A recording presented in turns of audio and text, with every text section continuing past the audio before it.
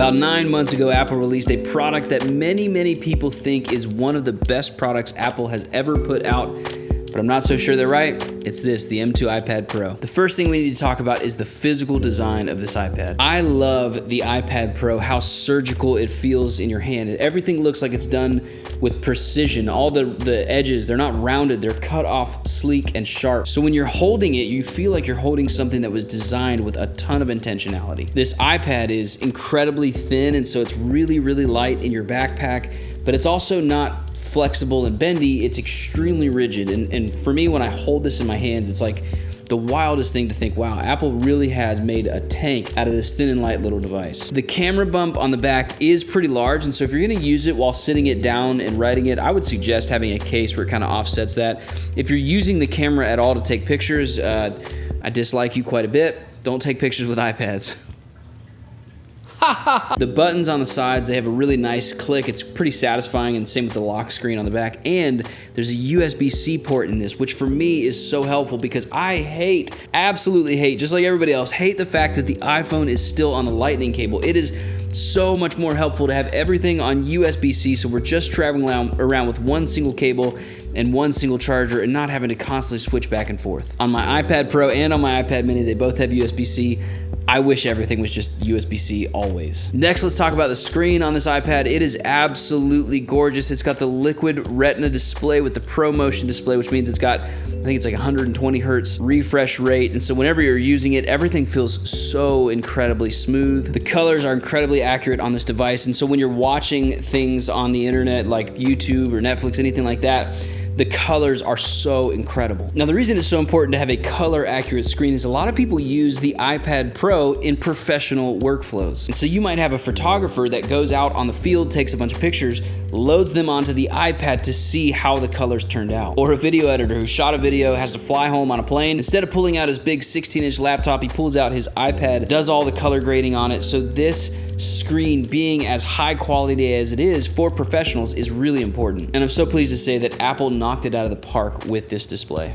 When you buy an iPad, you are spending so much money on the device, which leads me to today's sponsor, tomtoc. I've used all sorts of iPad cases, thin ones, big ones. This one is amazing because it strikes that perfect balance. It's got an all new upgrade with this heavy duty protection, 360 reinforced rubber enhanced airbag protectors on all corners of the iPad. The materials are incredible. It's this TPU resilient PC backplate, so it's not going to flex or bend. I'm telling you, this thing is high quality. It's made with premium PU leather. It's got auto wake and sleep function built into the cover. It's got iPad Pencil wireless charging that has a protection for your iPad Pencil so you don't lose it, and it protects the lens of your iPad. And what I love the most is that this is an ultra detachable case, and so when you have the different modes that you're going to be watching in, you've got portrait mode, you've got landscape mode, you've got sketching mode, and like I said, the detachable mode. And for me as a worship pastor, I take it into detachable mode every single week when I'm playing music. And what's amazing is if anything goes wrong with your tomtoc case, you get a 2-year warranty. So if you want to check out this iPad case, it's the Inspire Ultra Detachable case from tomtoc.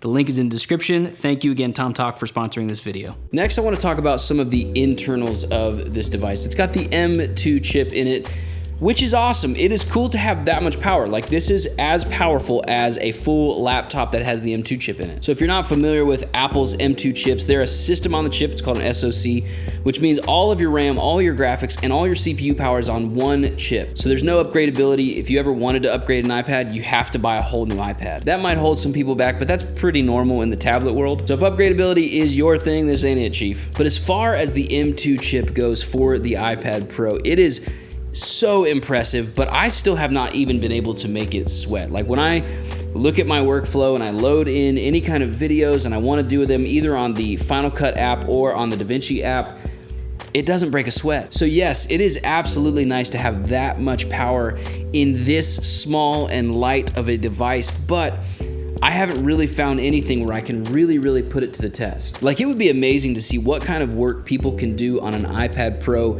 when they're doing something more like animating or doing 3D modeling work. But for me, in my video workflow with 4K video, it's 4K, 422, 10-bit video footage. It just, M2 is good enough for me. So for a lot of people, this could be your main computing device, but it brings up an issue.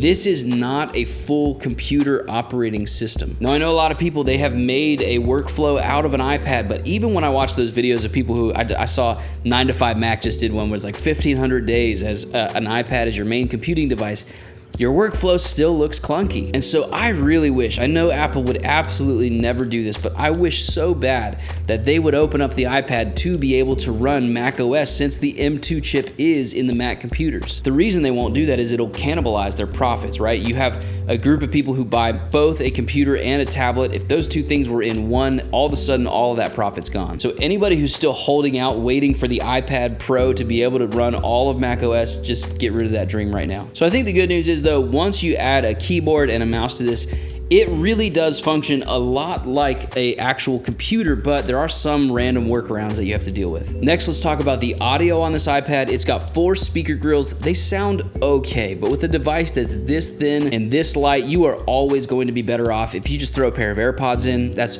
infinitely better sound than this. And so yes, when you're listening to a video on this, it's nice to be able to watch YouTube, but if you're watching a movie, like for instance, me and my son watched Jurassic Park 3 on this just the other day, it has no like boom in the sound. And that should be expected. I mean, look at this thing. It is so small. There's no room for the sound to bounce around. Next, I want to talk about usability. This iPad is so incredibly versatile. If you have the Apple Pencil, it's got the little hover over support. I'll show it in some B-roll. The hover over is awesome. It's great for when you're taking notes in a meeting. It's great for when you're trying to come up with concepts. Like for me, I do a lot of my thumbnail design first on the iPad with the pencil, and then I move it into Photoshop. And what's amazing with this is when you're using the Apple Pencil, there is zero lag. I've used other tablets and I've used their stylus, and there always seems to be just a little bit of lag behind the pen. When you use the iPad Pro with the Apple Pencil, there is zero lag. And so if you're an artist, this is going to be such a great device for you. Another great feature that I've been using all the time is Sidecar. Now, I still don't see a lot of people using this like when you go to a coffee shop, but for me, as I'm video editing and I have all my footage up on an iPad as it's, in horizontal mode, and then I'm actually working with my timeline on the computer, that just opens up your workflow so much because it gives you so much more screen real estate to work with. I've also done this, like I said, I'm a pastor, and so I will have my sermon notes over here and then researching over here. Having Sidecar on an iPad Pro with my 16-inch MacBook Pro, it is so helpful. So for me, this iPad is mostly for consumption, but I have found